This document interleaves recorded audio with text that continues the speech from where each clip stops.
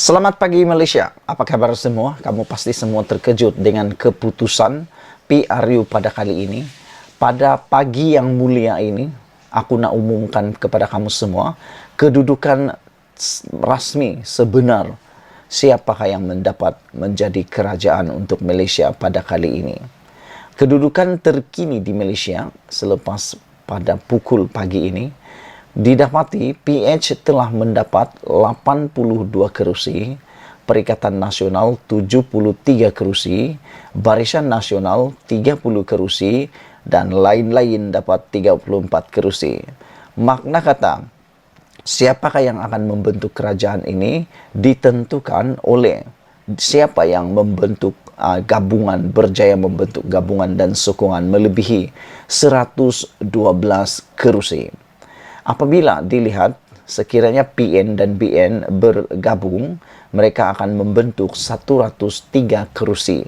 Tetapi sekiranya PH bergabung dengan dan lain-lain ini, mereka akan dapat sebanyak 116 kerusi.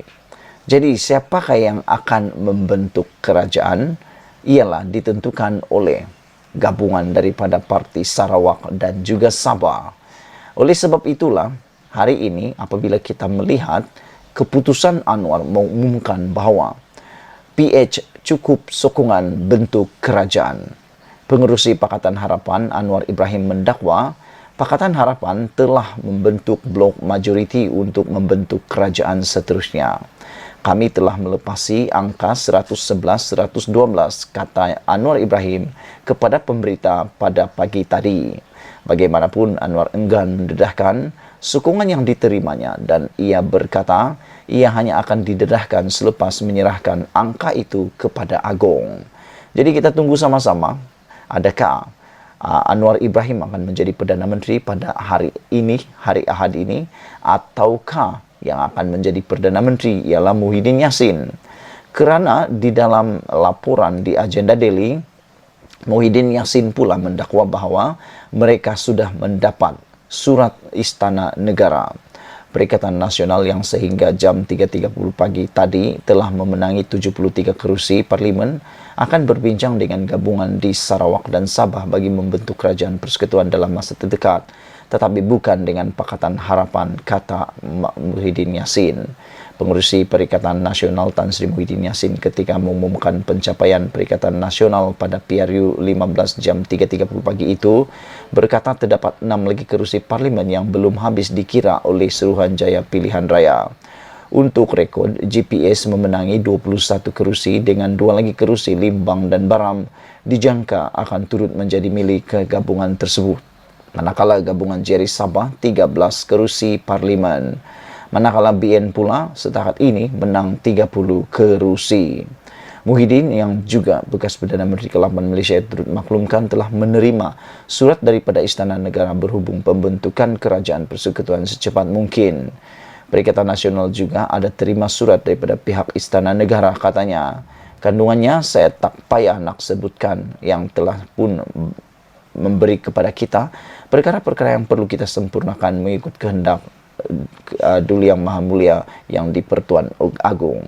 Jadi tak payah kita jelaskan, perkara itu memerlukan kita mengambil langkah secepat mungkin, bermakna sebahagian daripada perbincangan kita buat pada masa hari esok, hari Ahad, dan dapat dimuktamadkan sebelum petang, katanya. Jadi petang ini ada muktamad, siapa yang menjadi Perdana Menteri, siapa yang menjadi kerajaan akan ditentukan. Sekian dulu untuk kali ini, terima kasih, selamat hari Minggu. Selamat pagi, salam sejahtera. Ada satu berita yang sangat mengejutkan kita apabila apa yang mengejutkan yang kita tunggu-tunggu, keputusan PRU 15 untuk satu kerusi yang begitu lama baru keluar keputusan dia, ialah Parlimen P075 Bagan Datuk. Nah, yang ini sampai ke pagi aku tunggu, sampai sekarang ngantuk-ngantuk ini, barulah kita nampak keputusan keluar yang mana dengan hanya 348 sahaja kemenangan, Zahid Hamidi akhirnya diumumkan sebagai pemenang. Hanya dengan 348 majority. Sikit lagi kalah. Zahid Hamidi sikit lagi kalah di Bagan Datuk. Bagan Datuk kali ini hanya dimenangi oleh Zahid Hamidi dengan undi 16.578. Manakala PH pula mendapat 16.237. Manakala Muhammad Faiz Naaman PN 8.822 dan Taufik Ismail dapat 226. Dengan keputusan ini, maka bolehlah diumumkan Zahid Hamidi sebagai seorang yang sangat bernasib baik kerana hampir-hampir saja beliau tumbang oleh The Giant Killer ini. Walau bagaimanapun, daripada keputusan ini, akhirnya Zahid Hamidi digesa supaya letak jawatan. Selepas pukul 3.05 pagi tadi, lepas Zahidan menang bergaya di Perlis Arau, akhirnya Zahidan menggesa meminta supaya Presiden UMNO Ahmad Zahid Hamidi meletakkan jawatan. Menurutnya keadaan itu seperti mana yang berlaku pada pilihan raya yang lepas PRI 2018 apabila BN tewas kepada Presiden ketika itu Najib Razak untuk diminta melepaskan jawatan tersebut. Esok akan ada mesyuarat Majlis Tertinggi UMNO dan Biro Politik. Saya ingat mereka minta Zahid supaya berhenti secara terhormat. Kalau dulu dia juga minta Najib berundur, jadi saya minta Zahid mengundurkan diri, katanya pada sidang media di Kompleks PAS Perlis di Kangar awal pagi tadi. Zahidan mewakili PN selepas tidak dicalonkan semula oleh Barisan Nasional. Aku secara pribadi pun aku berharap supaya Zahid Hamidi bertanggung jawab dengan kekalahan teruk Barisan Nasional yang hanya dapat 30 kursi ini. Semua penganalisis politik dan pemerhati politik melihat punca utama kekalahan Barisan Nasional ini bukan karena sentimen menolak Barisan Nasional, tetapi kebanyakannya kerana menolak pimpinan Zahid Hamidi. Selain daripada itu, sentimen dan naratif satu undi untuk BN, satu undi untuk Zahid juga telah mempengaruhi pengundi untuk menolak Barisan Nasional. Di samping itu, kesilapan Zahid di dalam membuat percaturan pada kali ini juga telah memakan diri menjerut leher sampai termati 2, 3, 4, 5, 6 kali. Apabila antaranya Khairi Jamaluddin kalah di Parlimen Sungai Buloh.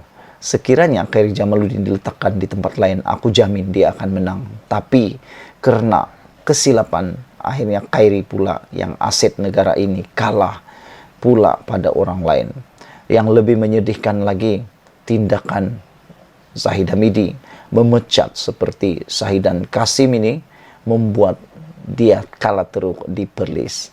Kerana pada pendapat kami sebagai pemerhati politik, punca Perlis dirampas penuh oleh Perikatan Nasional kerana faktor Zahidan Kasim. Itulah dia saudara-saudara sekalian.